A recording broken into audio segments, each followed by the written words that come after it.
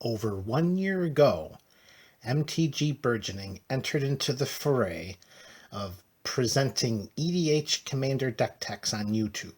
It was episode 19 of our channel. And the community received this video in such a positive light that it is still the most viewed video in all of MTG Burgeoning's archives. I thank you for that.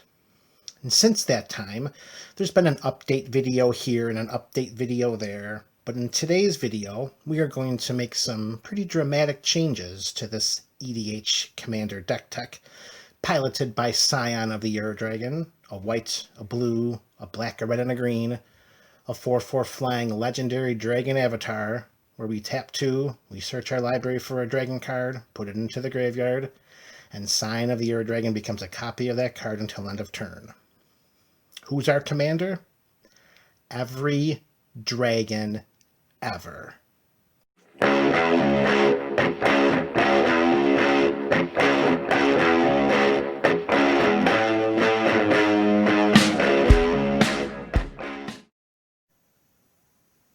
Hello folks, welcome back. This is MTG Burgeoning, and you are back here on Commander Thursdays, where we break down some deck techs.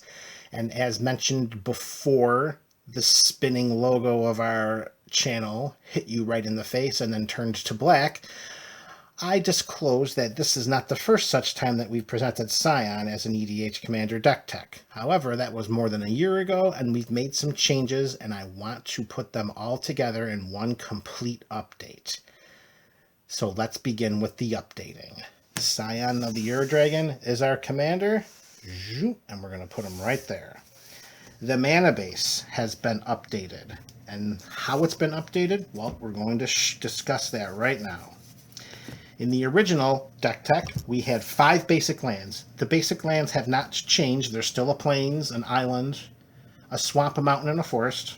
One of each. I mean, they physically have changed. They used to be unstable, but now they're a different kind of as you can see. Thank you, Double Masters VIP. Still the 5 basics. I still like to keep basics in a 5-color deck, because you never know about a Path to Exile, a Field of Ruin, Veteran Explorer. I don't want to miss out on getting a nice free basic land. How this mana base has really changed is, in its inception, this deck ran all 10 check lands.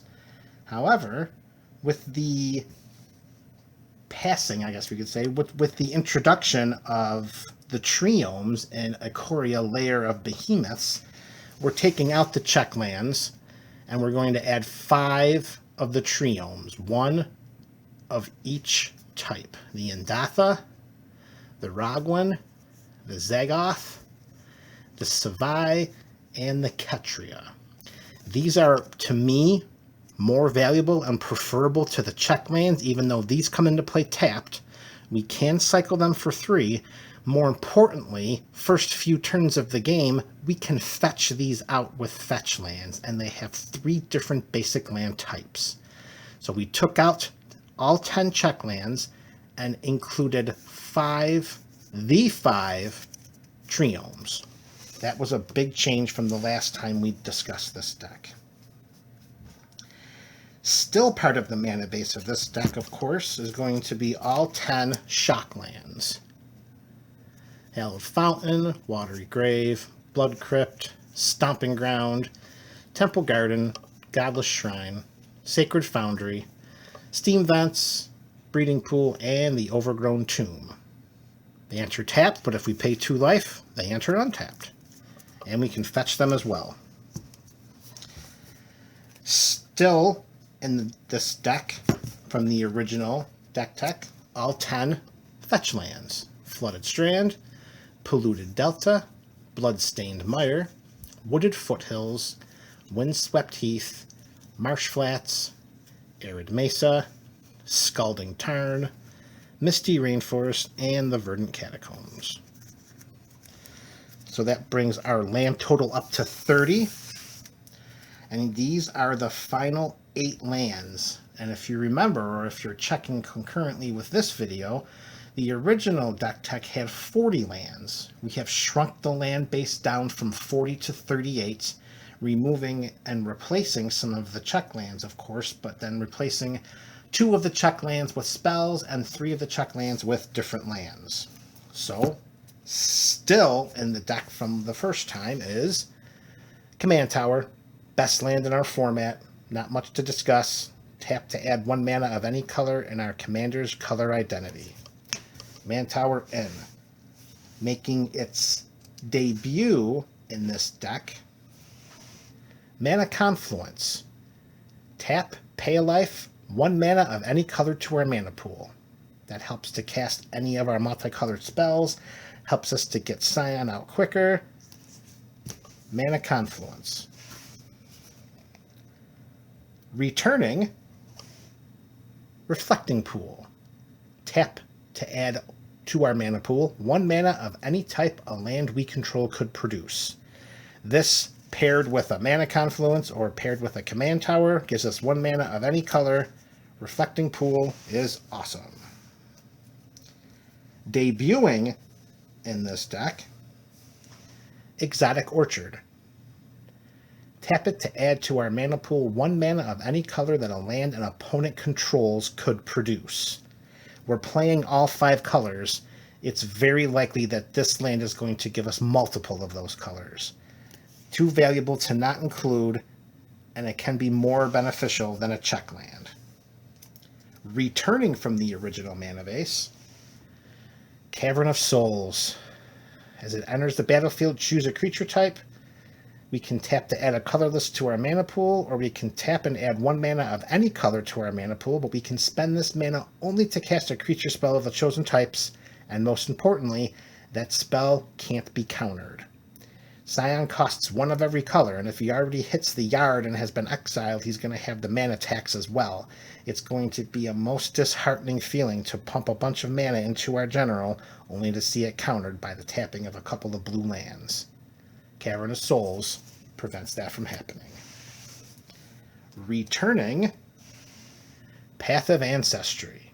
Yes, it enters the battlefield tapped, so that is a bit of a roadblock. However, in the early game, if we can get this out in one of our first few turns, it's more beneficial because we can tap to add 1 mana of any mana.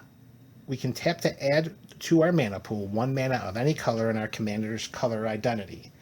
When that mana is spent to cast a dragon, which that's what we're doing here, we can scry 1. So it's another land that gives us any color. Haven of the Spirit Dragon. This is similar to Cavern of Souls, just without the counterspelling. Taps for a colorless, taps for 1 mana of any color, only to be used to cast a dragon creature spell.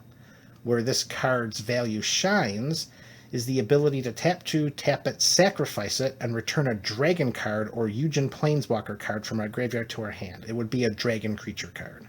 Eugen the Planeswalker, not in this deck. Haven of the Spirit Dragon is land number 37. Last land, number 38, is Unclaimed Territory. As it enters the battlefield, choose a creature type, taps for a colorless, or it taps to add 1 mana of any color to our mana pool. Spend this mana only to cast a creature spell of the chosen type. So the last few lands have a lot of similarities, but they can all help us get Scion onto the battlefield as quickly as possible, as well as holding up lands to cast other dragons. That is our mana base. 38 lands, 5 basics, 5 triomes, 10 shocks, 10 fetches, and then these 8 lands. Let's take a look now at our ramp. And we do have some additional ramp spells in this deck that we did not have the first time.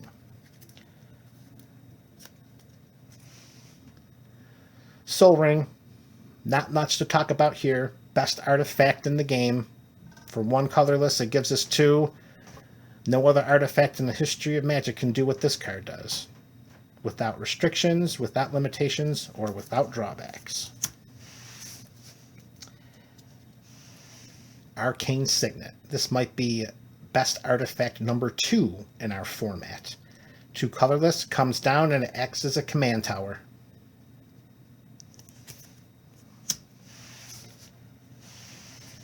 Thelwar Stone. Casts, it takes 2 to cast, and this acts as an exotic orchard.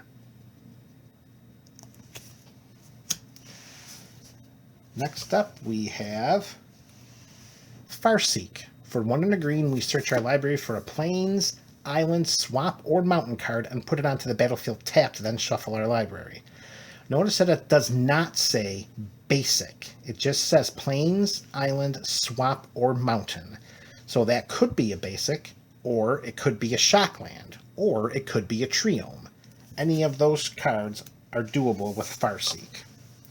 And that's the same case with Skyshroud Claim.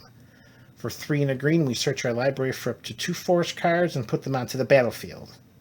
They're not tapped, and it doesn't say basic lands. It just has to have forest in the subtype.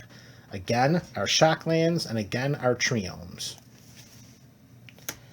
And our last ramp spell, it's not a traditional mana rock, and it's not going to fetch us any lands out of our library, but it will create some treasure tokens, hopefully. Smothering Tithe for 3 and a white. Whenever an opponent draws a card, that player may pay 2. If the player doesn't, we create a colorless treasure artifact token. Tap, sack for 1 mana of any color. And that is the complete updated mana base for this EDH Commander deck tech. So let's clean this up, and let's bring out the dragons. Okay, so let's meet Scion's squad. First, we have Dragon Lord Ojutai, whose inclusion is in this deck is for protection, because whenever Dragon Lord Ojutai is untapped, he has hexproof. So if we have Scion in play, and we have an opponent that casts a removal spell, we can tap 2, activate Scion's ability, make him Dragon Lord Ojutai, and the spell will fizzle. Additionally, whenever a dragon we control deals, whenever Dragon Lord Ojutai deals combat damage to a player, we can look at the top 3 cards of our library. Put 1 of them into our hand and the rest in the bottom of our library in any order. Not bad for a 5/4 flying for only 3 in an Azorius. Next up, we have a Scale Lord Reckoner. For 3 and 2 whites, this 4/4 flying dragon says whenever a dragon we control becomes a target of a spell or ability an opponent controls, we can destroy a non-land permanent that player controls, having him in play, or making Scion a copy of Scale Lord Reckoner if he's being targeted is a nice way to get rid of a problem permanent. Non-land permanent, of course. Silumgar the Drifting Death. This dragon is a ridiculous 3/7. 3/7? Seriously? But, keyword number 2, hexproof. It helps us to protect Scion and keep him on the battlefield. A quick activation, we turn him into Silumgar, and he stays on the battlefield. He does have the bonus of whenever a dragon we control attacks, creatures defending player controls get -1/-1 till end of turn. So that could be like a little restrictive board sweep. Not terrible. So those are some of the dragons that can help protect Scion. Now let's look at some of the dragons that have some special abilities.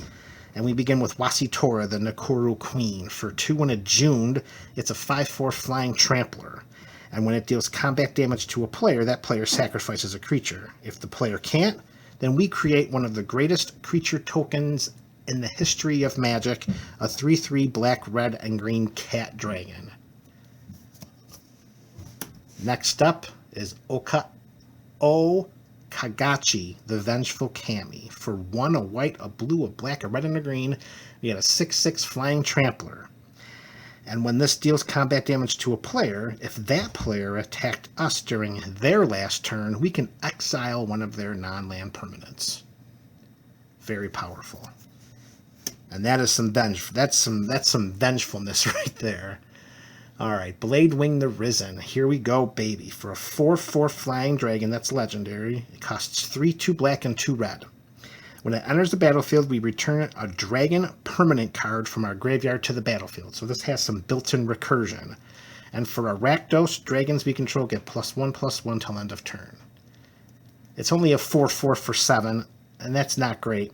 The recursion for a dragon, that is great. And that's why it's in this deck. Molten Steel Dragon. If you're a Scion fan, you know why this is in here. It's a 4 and 2 Phyrexian mana, which means either 2 red or 4 total life. It's a 4/4 flying dragon. It has Phyrexian mana breathing, which means for every red or 2 life we pay, Molten Steel Dragon gets +1/+0 till end of turn. And right behind him, his best buddy for life, there's Skithiryx. How convenient. So here's Skithiryx for 3 and 2 black. It's a 4/4 flying infector that when we tap a black, he can gain haste, or when we tap 2 black, we can regenerate him. These two form a combo where we can have a 1-turn kill with Scion. If we have Scion on the battlefield, we activate his ability, and in response to that, we activate it a second time. Both of those abilities go onto the stack. The first ability resolves, we pick Molten Steel Dragon. As Molten Steel Dragon as Scion of the Ur-Dragon becomes the Molten Steel Dragon, we tap red or pay life as much as we need to give Scion +6/+0 until end of turn. Then when that resolves, the second Scion trigger activates, and he becomes Skithiryx the Blight Dragon till end of turn.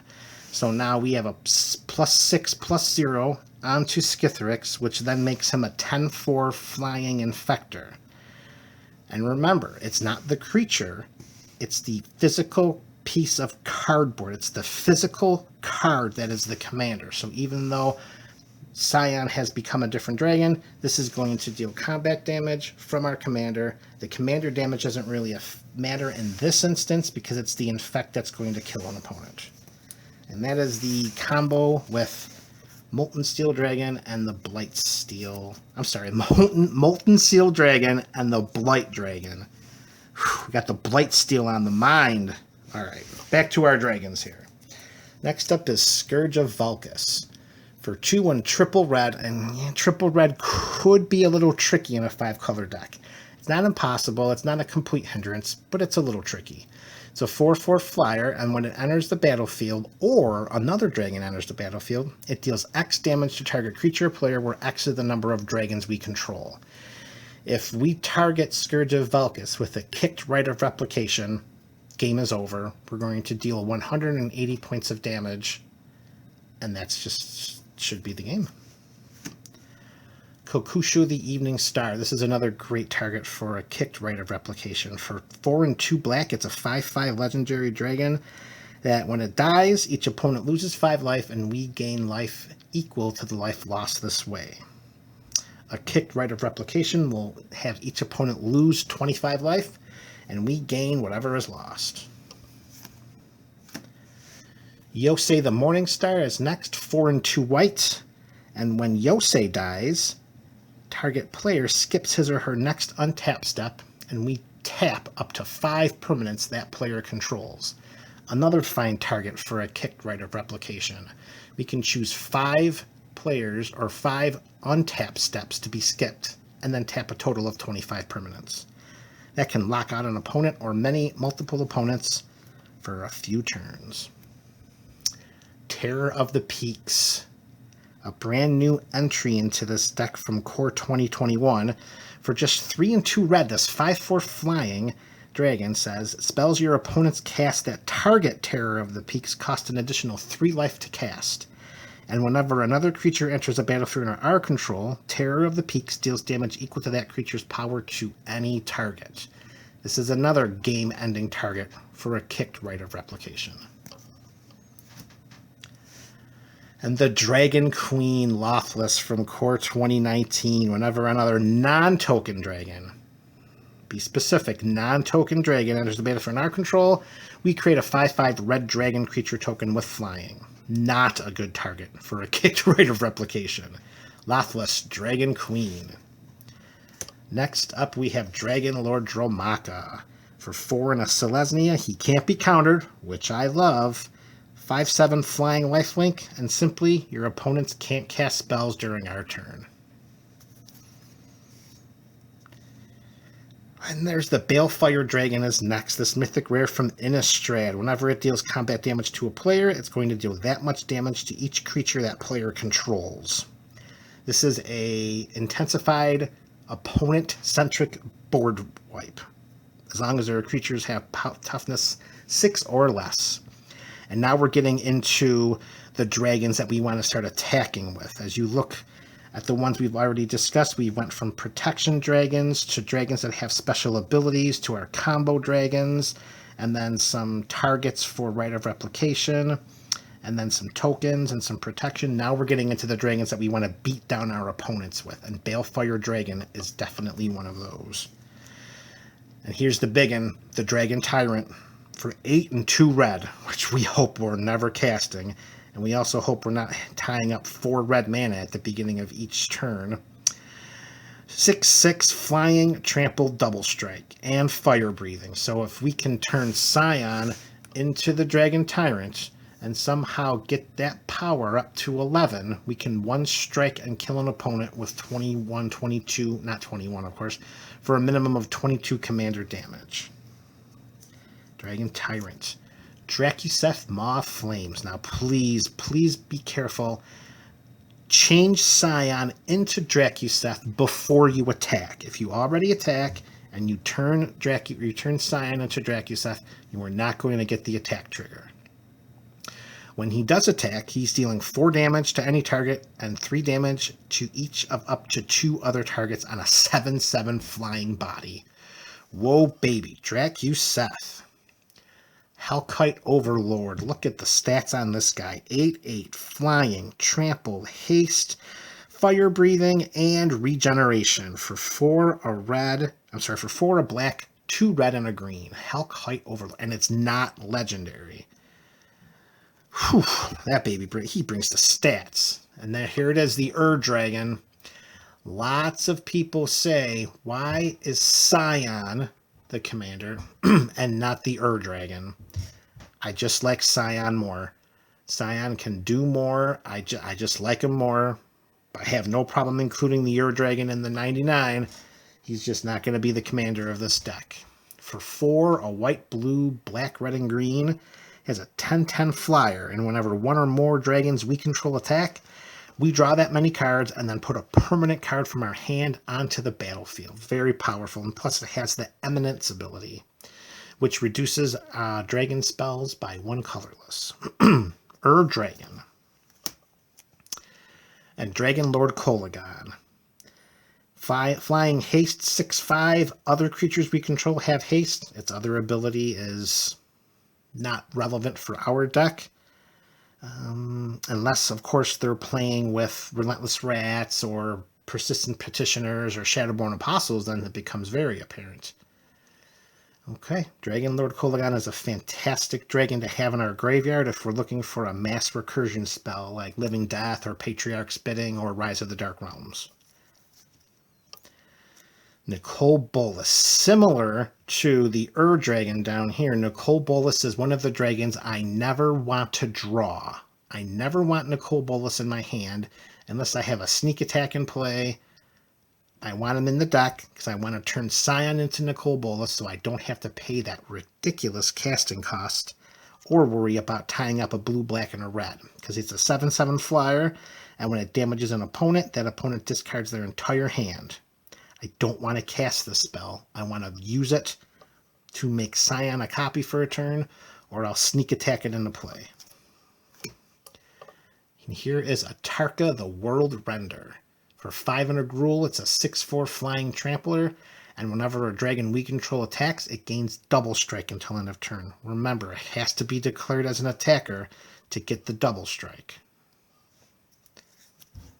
The Utvara Hellkite. Oh boy. 6/6 flying mythic rare from Return to Ravnica. Whenever a dragon we control attacks, put a 6/6 red dragon creature token with flying onto the battlefield.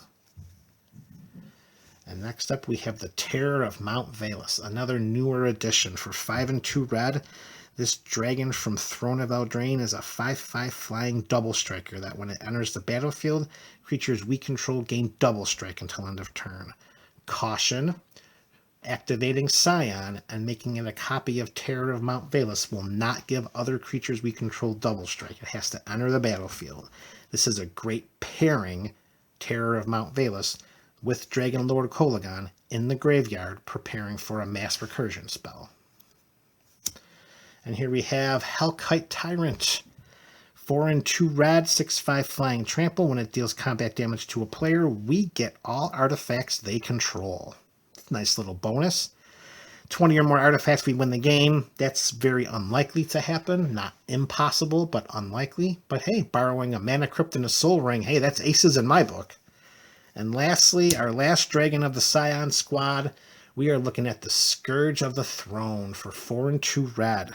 5/5 flying with the throne mechanic, which means whenever this creature attacks the player with the most life or tied for most life, we can put a +1/+1 counter on it. Whenever Scourge of the Throne attacks for the first time each turn, if it's attacking the player with the most life or tied for most life, we can untap all attacking creatures, and then after this phase, there's an additional combat phase. So as long as we're not on the throne, we're going to relentless assault over someone. And that is Scion's army. Here we go. Those are his squad mates. So let us clean this up, and then let's bring on the other spells. All right, so let's begin with our set of removal spells, beginning with Swords to Plowshares. Best creature removal spell we have. For just 1 white, exile target creature, and we let that creature's controller gain life equal to its power. Best creature removal in the format. If this is 1, then Path to Exile is 1B. For 1 white, we exile target creature, and its controller searches their library for a basic land, puts it into play tapped. Path to Exile is 1B to Swords of Plowshares 1A. Next up is Vandal Blast. For just a red, we can destroy an artifact we don't control at sorcery speed, of course, because this is a sorcery. However, if we overload that by adding 4 for a total of 4 in a red, we may destroy each artifact we don't control. Very powerful artifact board wipe. Assassin's Trophy destroys any target permanent an opponent controls. They get a basic land for their troubles. Cyclonic Rift. Yep, we're playing blue, we're playing Rift. We overload it, we get a huge advantage, and hopefully end up winning the game a turn or 2 later. It's not banned, so we're playing it. Anguished Unmaking. 1, a white and a black. Exile target non-land permanent, and we lose 3 life. Generous Gift. 2 and a white, destroy target permanent. Its controller gets a 3/3 green elephant creature token.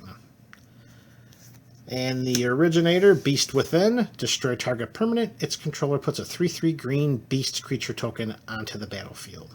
We're trying in our removal, aside from the creature-specific spells, of course, to target permanent. To target a permanent with the removal. Krosan Grip is the bane of combo players because it has the split-second mechanic, which might as well just say this spell can't be countered, because as long as it's on the stack, players can't play spells or activate abilities that aren't mana abilities. Destroy target artifact or enchantment.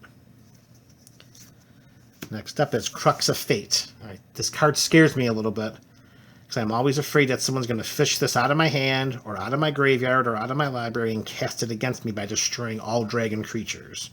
If that doesn't happen, and we cast it, clearly we're destroying all non-dragon creatures, in almost every other scenario, outside of Karthus running around taking our creatures. And lastly, we have Merciless Eviction.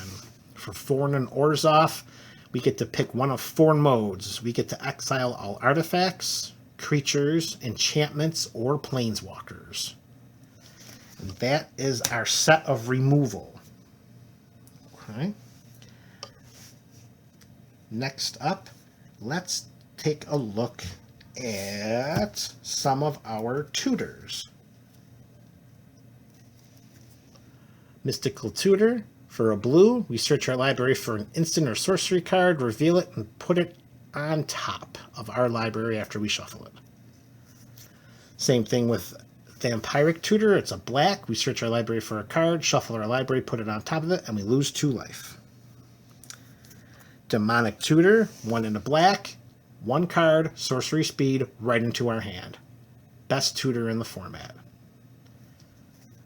And a new entry into the deck is Grim Tutor. If the camera will cooperate with us, there we go. 1 and 2 black. We search our library for a card, put it into our hand, and we lose 3 life. So it's a demonic tutor with an extra black mana in its mana cost and the loss of 3 life. Very doable. No problem there. Ristic Study. You're going to pay 2 for that.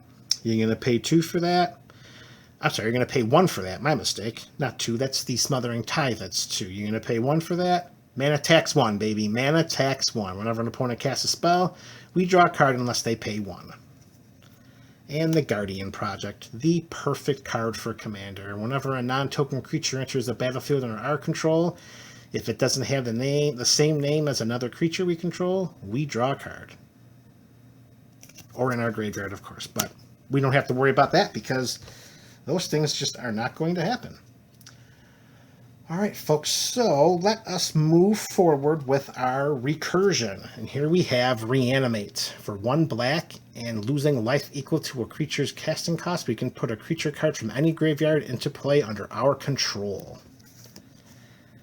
Living Death, 3 and 2 black. Each player exiles all creature cards from their graveyard, then sacrifices all creatures he or she controls, then puts all cards he or she exiled this way onto the battlefield. Great mass recursion, great board wipe for our opponent's creatures. Just be careful of what's in their graveyards, folks. Just be careful. Patriarch's Bidding is a much better spell for this deck. For 3 and 2 black, because we're playing tribal, each player can choose a creature type, and then each player returns all creature cards of a chosen type this way from his or her graveyard to play. For us, clearly, we're bringing back dragons. And lastly, we have Rise of the Dark Realms. For 7 and 2 black, all creature cards from all graveyards go into play under our control. And that is the last of our recursion spells. Few spells left, folks. Let's finish it off. Alright, so to go along with our set of recursion spells, let's talk about some spells that are going to help enhance our battlefield and our dragons when they enter. And the first one is going to be Dragon Tempest. For 1 and a red, this fantastic enchantment from Dragons of Tarkir is whenever a creature with flying enters the battlefield under our control, it gains haste until end of turn. All of our dragons fly. Whenever a dragon enters the battlefield under our control, which are all the creatures in our deck, it deals X damage to target creature or player, where X is the number of dragons we control. Fantastic. Temur Ascendancy. For Temur, creatures we control have haste, and whenever a creature with power 4 or greater enters the battlefield under our control, we may draw a card. Every single dragon in our deck can trigger the draw, except Silumgar. Quicksilver Amulet. For 4, we put it into play. For 4, we choose a creature card from our hand and put it into play. Sneak Attack. Same converted mana cost as Quicksilver Amulet, but this is 3 and a red. Tap a red, choose a creature card from our hand and put it into play. It has haste. At the beginning of the end step, sacrifice it. And lastly, we have Rite of Replication. We have some great dragon targets for this spell in our deck. For 2 and a blue, put a token onto the battlefield that's a copy of target creature. If Rite of Replication was kicked, we put 5 of those tokens onto the battlefield instead. So many great targets. Scourge of Valkus, Terror of the Peaks, Yosei, Kokusho. Rite of Replication deserves its spot in this deck. That brings us to 96 cards and a commander. We have 3 cards left, and these last 3 cards are going to offer us protection during the game. And card number 97 is Pact of Negation. For nothing, we counter a target spell. But unless the game is ending that turn, hopefully it is for us as we're protecting our squad, or we're protecting Scion, or we're doing something to protect us winning the game that turn. Because if not, we better hope we have 3 and 2 blue available, because if we don't, we lose that game. Pact of Negation. Card number 98 in the deck. Fierce Guardianship. a new entry into the Scion realm for 2 and a blue, we counter target non-creature spell. However, if we control a commander, which in this case would be Scion, or if some chance we were able to gain control of one of our opponent's commanders, maybe from a Rise of the Dark Realms, if we control a commander, we may cast the spell without paying its mana cost. So in a way, it's kind of like another Pact of Negation. And lastly, last card, Teferi's Protection.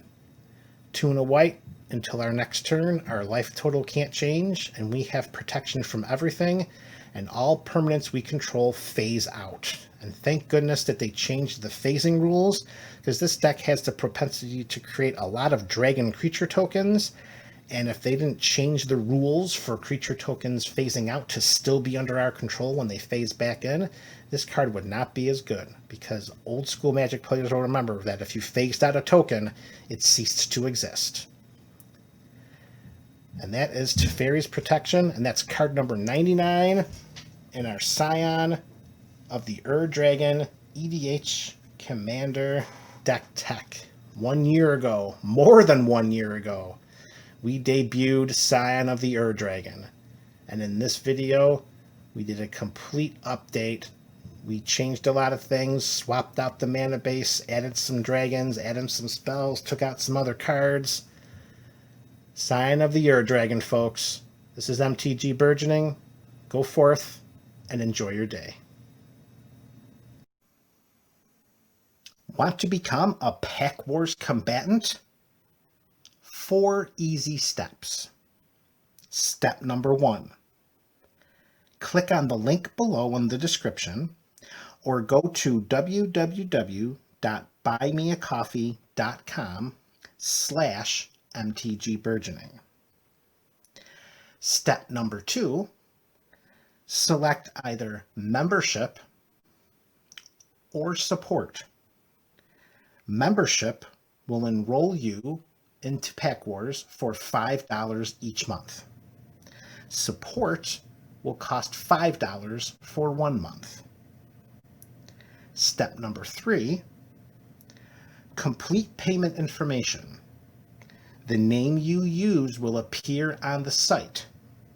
Use your real name, use your YouTube handle, or use no name at all and be anonymous. Be sure to include your email address in the information. Step number 4, most importantly, prepare for war.